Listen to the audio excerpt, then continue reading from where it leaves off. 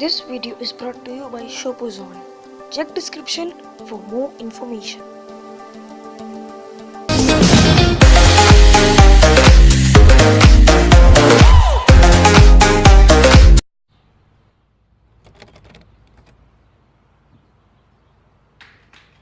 Open Sesame.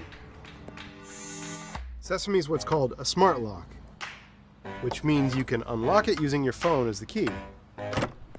I've tried other smart locks. They're way too big. Their apps are confusing. They take too long to connect.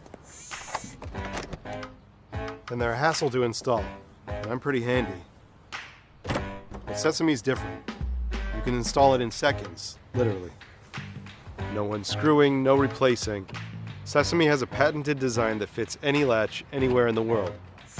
The app is handsome and intuitive, but you can open your door without it, like this.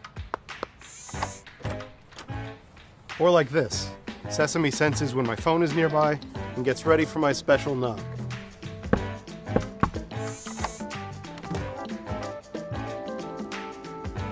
And I can get the optional Wi-Fi access point.